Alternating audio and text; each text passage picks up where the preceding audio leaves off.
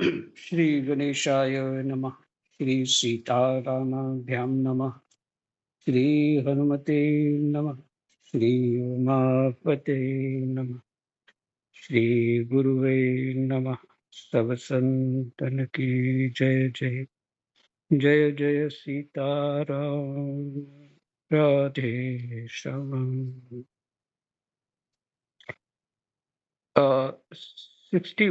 61 तक हुआ कि उस कहाँ तक हुआ था? हाँ, शायद 61 तक ही हुआ था। 61 तक हुआ हमारा। हाँ जी। कृष्णाय वासुदेवाय हरे परमात्मने प्रणतः क्लेशनाशाय गोविन्दाय नमो नमः।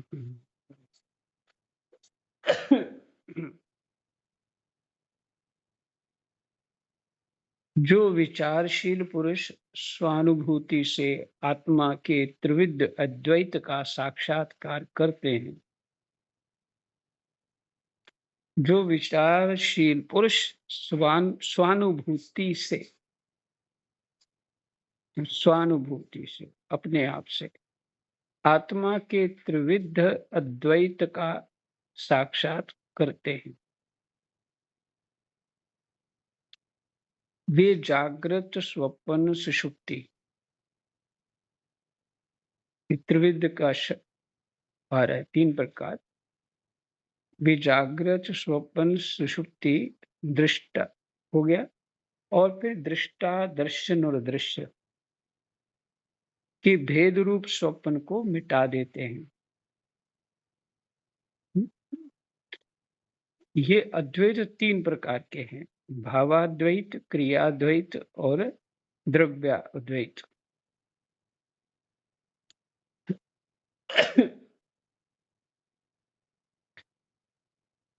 जागृत अवस्था, स्वप्न अवस्था, सुषुप्ति अवस्था, और फिर दृष्टा, दर्शन और दृश्य।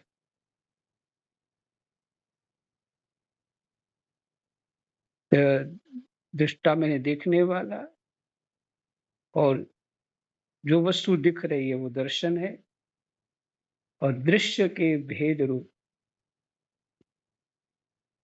स्वप्न को मिटा देते हैं।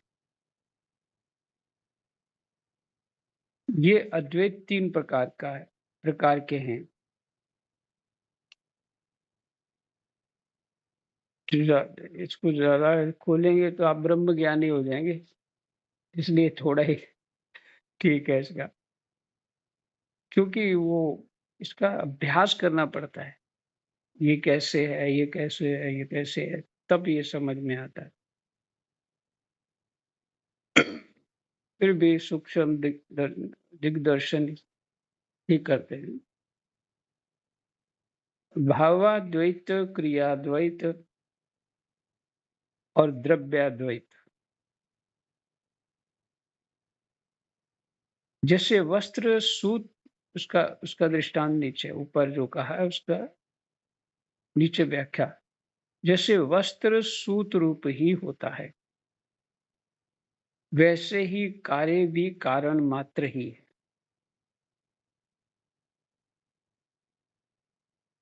जिससे कार्य है वो कारण मात्र ही, जैसे वस्त्र सूप रूप होता है, सूत रूप होता है, और कार्य जो है कारण मात्र है। कारण मात्र मैंने यहाँ अब देखिए यहाँ दृष्टि है ना, कुछ तात्विक दृष्टि, तो कार्य को भी ब्रह्म रूप, कारण जो होता है वही कार्य है, ये भाव है। क्योंकि भेद तो वास्तव में है नहीं, इस प्रकार सबकी एकता का विचार भावाद्वैत है।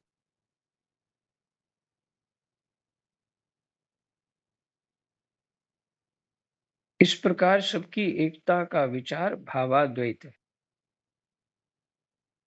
मैंने सब एक ही हैं, इसलिए भाव अद्वैत शब्द मैंने एक ही है। युधिष्ठिर मन, वाणी और शरीर से होने वाले सब कर्म स्वयं पर ब्रह्म परमात्मा में ही हो रहे हैं। मन, वाणी और शरीर से होने वाले सब कर्म स्वयं पर ब्रह्म परमात्मा में ही हो रहे हैं, उसी में अध्यस्त हैं। इस भाव से समस्त कर्मों को समर्पित कर देना क्रियाद्वैत है।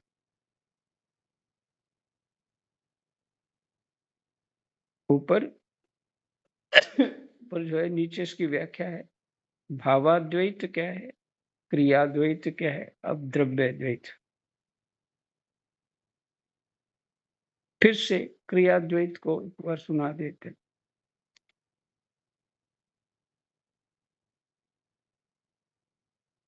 युधिष्ठिर मन, वाणी और शरीर से होने वाले सब कर्म स्वयं पर ब्रह्म परमात्मा में ही हो रहे हैं,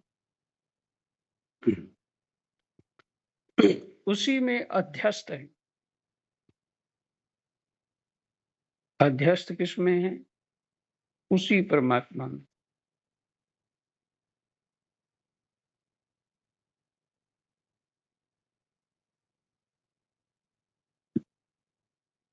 अध्यस्त कैसे है? उसी में होना उनका। जैसे अध्यस्त एक शब्द है ना, अध्ययन, अध्यास शब्द है। अध्यास, जितना अध्यास करते हैं उतना, जितना अध्ययन करते हैं उतना हमें पक्का होने लग जाता है, इसलिए वही अध्यस्त, मैंने उसी में पच रहे। अब तो इस भाव से समस्त कर्मों को समर्पित कर देना क्रियाद्वैत है।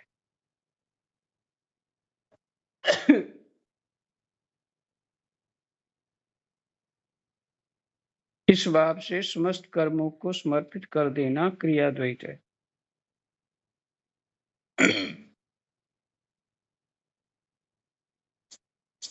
किस भाव से कि ये ब्रह्म ही ब्रह्म में बरत रहा। तो क्रिया अद्वैत शब्द है। तो भावाद्वैत, अभी हमने क्या किया है? संसार कब हुआ? जब भाव द्वैत होगा, भले भाव अलग अलग होंगे, और भाव अद्वैत होगा तो सब एक होंगे। सब में जो दिखता है, एक को ही दिखता है सब में, वही वास्तव में दिखता है। गीता जी का श्लोक है ये। तो अभी हम भाव द्वैत में हैं, इसलिए संसार दिखता है। और जो भाव अद्वैत हो जाएगा, सब एक ही हो जाएंगे। फिर तो वैसे है जैसे वस्त्र जो है सूत रूप ही होता है।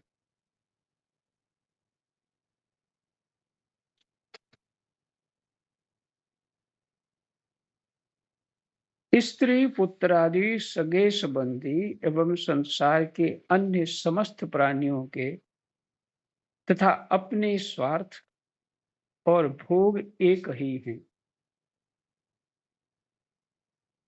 स्त्री पुत्रादि सगे संबंधी एवं संसार के अन्य समस्त प्राणियों के तथा अपने स्वार्थ, समस्त प्राणियों के स्वार्थ और अपने स्वार्थ और भोग एक ही हैं।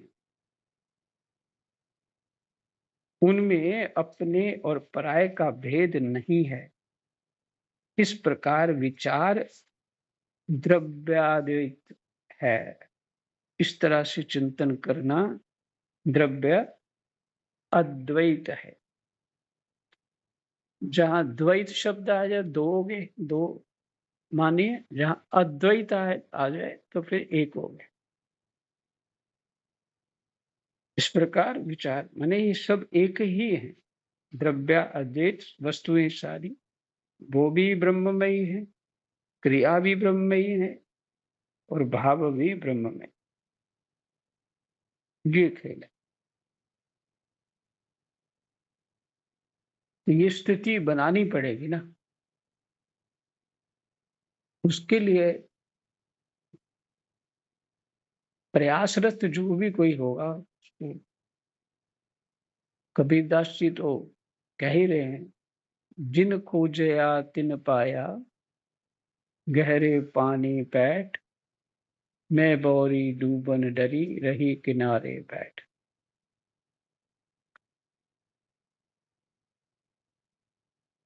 क्योंकि ऐसा चिंतन करने के बाद फिर लौटना नहीं होता।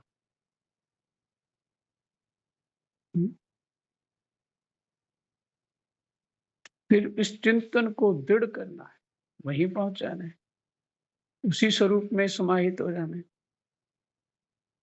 वो पालेंगे और जो डरेंगे इसमें, ये सब छूट जाएगा जो है हमारे पास, तो वो तो छूटेगा ही, क्योंकि स्थिति तो बदल ही जाएगी। आपको तो संसार दिखेगा ही नहीं उस समय, तो इस सब परमात्मा में दिखेगा।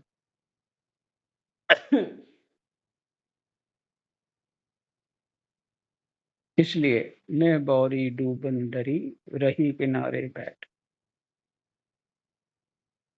साधक साधक भी यही स्थिति है, क्योंकि साधना तो कर रहे हैं, थोड़ा सा इधर उधर भी झांक लेते हैं, देख लेते हैं, मन प्रसन्न कर लेते हैं इत्यादि। बस इधर उधर देखे, मन प्रसन्न करो, बस हो गया काम। नहीं लगेगा मन भजन। उसका दृढ़ अभ्यास कुछ सालों करना ही पड़ेगा। स्थिति ब्रह्ममयी हो जाती है तो फिर कुछ स्थिति नहीं, मतलब आपको कोई प्रयास नहीं करना पड़ता। सहज हर सुख दुख में, क्रियाओं में, परिस्थितियों में कोई अच्छा समझे हमें तो कोई प्रसन्नता नहीं, क्योंकि स्थिति ही उसको, अच्छे और बुरे की स्थिति नहीं रहती उसके अंदर। उसके अंदर एक ही स्थिति रहती, सब परमात्मामय है।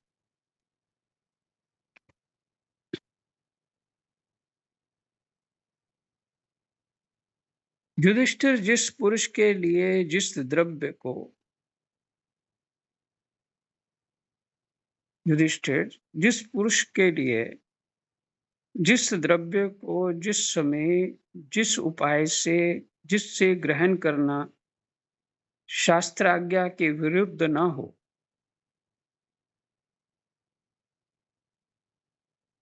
युधिष्ठिर जिस पुरुष के लिए जिस द्रव्य को जिस समय जिस उपाय से जिससे ग्रहण करना शास्त्राज्ञा के विरुद्ध न हो, उसे उसी से अपने सब कार्य संपन्न करने चाहिए।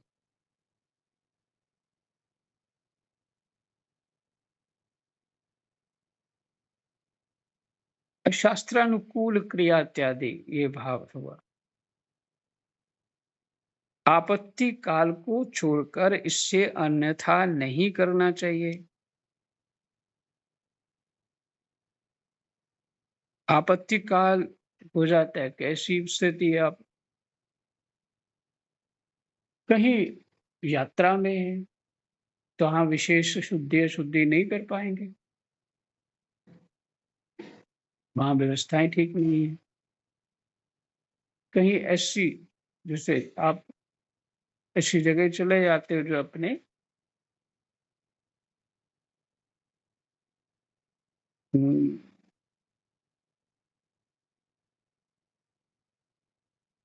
वैसे तो वो गलत ही है, लेकिन फिर भी आपत्ति काल में उसको कर सकते हैं, ये भाव है।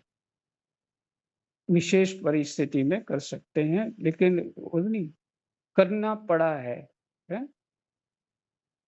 करना ठीक है वो नहीं है इसमें, ठीक तो है ही नहीं, तो करना पड़ा है चलो कर लीजिए। हुँ, जैसे मैं अपनी बात बताता हूँ, मैं कहीं प्रयास होता है किसी के बिस्तर पे ना बैठूँ, किसी के कुर्सी पे ना बैठूँ, प्रयास यही होता है कि कपड़ा बिछा के बैठूँ, इत्यादि, इस तरह से करता हूँ। अब आपको किसी ने कहा कि चलो मेरे साथ वहाँ जाना है और जो नहीं जानता, कोई तो कपड़ा बिछा देता है गाड़ी में, कोई तो ऐसा होता है, कोई जानता ही नहीं। आइए तो फिर बैठना पड़ता है वहाँ। इस तरह के कर्म जो करने चाहिए शास्त्र के अनुसार वो नहीं आप कर पा रहे हैं, सभी कर्मों के लिए, ये तो मैंने दृष्टांत दिया सभी कर्मों के लिए। आपत्ति होने पे आप कर लीजिए, पर भाव ये रखिए कि ये ठीक नहीं, ठीक ढंग से करना चाहिए। आपत्ति काल को छोड़कर इसे अन्यथा नहीं करना चाहिए।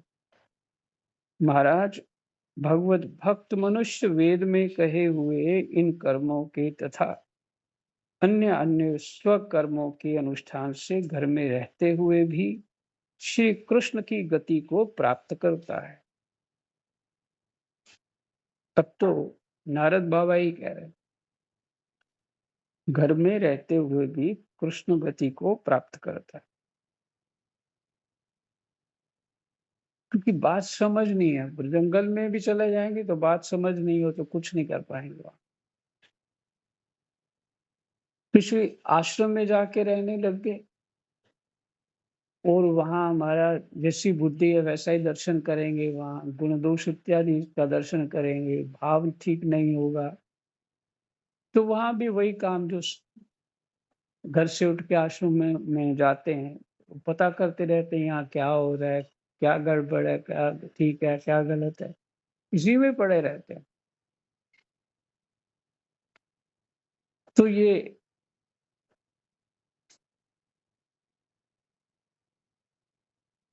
तो अगर समझ ठीक हो गई तो घर में भी कर सकते हैं। भाई अपना राग द्वेषी तो मिटाना है ना, तो हमने ही मिटाना है। अपनी अहंता ममता को ध्यान नहीं देना है, क्योंकि सब कुछ ऊपर आपने सुन लिया। जागृत स्वप्न सुषुप्ति और दृश्य, दृष्टा और दर्शन तथा दृश्य के भेद रूप जो है भा, फिर भावाद्वैत क्रियाद्वैत और द्रव्याद्वैत आपने सुन लिया, जिसका तात्पर्य एक ही निकलता है कि जगत कोई दूसरा नहीं, परमात्ममय है। तो तुम किससे अहंता ममता कर रहे हो? माने अपनी मूर्खता से कर रहे हैं हम, और जबरदस्ती कर रहे हैं, जरूरत करने की नहीं, पर जबरदस्ती कर रहे हैं।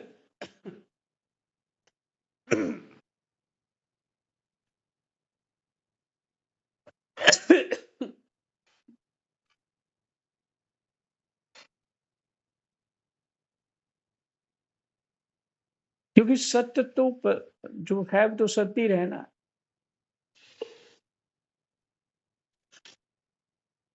अपने ये हमारा जो भाव है अहंता ममता, हमारे अहंकार में है वो, हमारे विचार में है वो,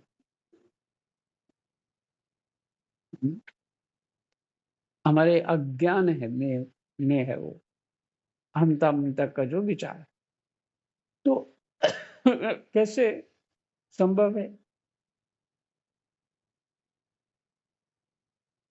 संभव नहीं।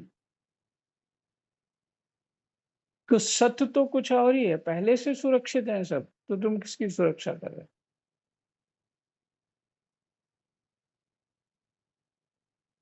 क्योंकि भगवान जो है सब में है, सब क्रियाओं में है, सभी वस्तुओं में है, सब जगह है, सब में है।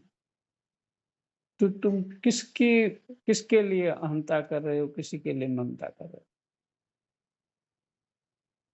हुँ। और जिसको ये बुद्धि समझ में आ गई, नारद बाबा कहते हैं वो घर में भी भजन कर सकता है।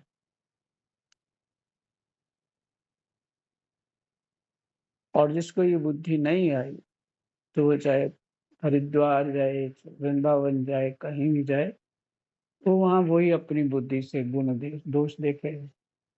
कि मुझे तो वहाँ बड़ा अच्छा लगा, गंगा में नहा के। पर पंडे बड़े परेशान करते हैं, फिर वही बात। हुँ। वो अपनी वो अपनी वो जो जानकारियाँ, गतियाँ हैं, मानसिकताएँ, वो वहाँ हर जगह लगा देते हैं। गंगा तो ब्रह्म रूप हो गई, पंडा जो है वो कौन-सा रूप है फिर वो? हुँ, आश्रम में जो सुख मिलता है वो तो परमात्मा रूप हो गया। और और कोई घटना घट गई तो वो तो परमात्मा रूप नहीं है। हुँ, तो कहीं भी जाओ, घर में रहो, बाहर जाओ, अकेले रहो, कैसे भी रहो,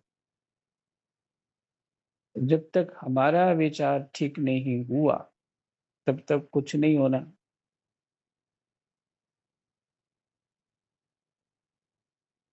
पहले भी सुनाई थी ये घटना, ये सुना देता हूँ, उसके साथ ही विश्राम करेंगे पाठ का। वो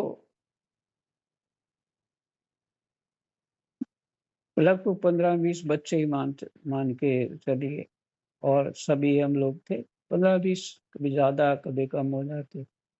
सुनीता जी सब में बड़े थे उस समय। तो वृंदावन कभी इकट्ठे ही दर्शन करने जा रहे हैं इधर, कभी उधर परिक्रमा करने जा रहे हैं, कभी इस तरह से। और एक-दूसरे को अ, भक्तों की बात, मैंने ये देखा, मैंने दर्शन किया, ये क्या किया, सब मैंने इतनी माला करी, इस तरह की बातें होती रहती। कोई सेवा-पूजा के बारे में पूछ रहा है, इस तरह से एक-दूसरे चर्चा चलती रहती। और कुछ लोग थे थोड़ा निंदा स्तुति भी किसी दूसरे-तीसरे की आश्रम में, वहाँ ये ठीक नहीं है, फलाना है, ढिमका, ऐसा भी होता है। लेकिन एक जगह हम गए, जहाँ मैं रहता था उसके पड़ोस में ही थे महात्मा, 102 वर्ष की आयु थी उनकी, तो ज़्यादा भी हो सकती है। तो उन महात्मा को नाम सुना था, वो किस तरह के भजनानंदी हैं। चलो हम सभी गए दर्शन करने, तो वहाँ क्या होता, महात्मा जी ने सबको देखा, लेटे-लेटे ही। तो बड़ी उम्र थी, लेटे-लेटे सबको तो बोले, "कैसे आए दर्शन करने?" हाँ, ठीक है। फिर बोला, "कहाँ जाओगे?" तो बोले कि बिहारी जी जाएँगे दर्शन करने। तो उन्होंने कहा, "पहले दर्शन करना समझ आना चाहिए। पहले सत्संग शास्त्र को देखो, संतों को सुनो, फिर दर्शन करना चाहिए।" तो सबके पल्ले तो बात पड़ती नहीं है। हमको तो यही पता कि दर्शन करेंगे, पुण्य मिलेगा, भजन बनेगा, भगवान खुश हो जाएँगे, हम दर्शन करेंगे, भगवान जी खुश हो जाएँगे। हुँ, कुछ इस तरह की मति गतियाँ रहती हैं जीव की, अस्त-व्यस्त, कुछ जानकारी नहीं होती। पर हुआ ये, धीरे-धीरे समझ में आने लगा, तब दौड़ें लगानी छोड़ दी। सुबह 4 बजे उठ के स्नान-विनान करके सभी बच्चे, पहले राधा रमन जी जाना है, फिर गोविंद देव जी जाना है, फिर राधा वल्लभ जी जाना है। एक ठाकुर और थे, सिंगापुर हनुमान के पास एक ठाकुर, गोपीनाथ जाना है। इस तरह से करके दर्शन करके तब तक वो समय हो जाता था, फिर 7 बजे करीब फिर आगे कुछ बाग वगैरह बना के फिर आगे करते थे। समय तो अच्छा था वो। देखिए, ये बात आपको इसलिए सुना रहा हूँ कि दर्शन करना भी आना चाहिए। तीर्थ समझ में आएगा तो तीर्थ में जाना लाभकारी होगा, नहीं तो पाप बना के घर आ जाओगे।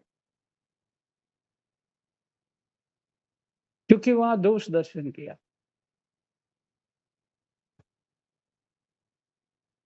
और यदि घर ही समझ नहीं आया हमको अपना घर, तो हम बाहर क्या समझ में आएगा? घर में ही सेवा करना नहीं आया, बाहर सेवा क्या हो कैसे होगी?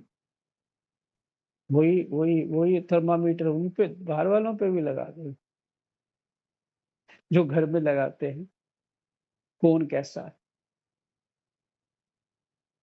तो विचार करना चाहिए। मेरा कहने का भाव ये है, विचार करना चाहिए।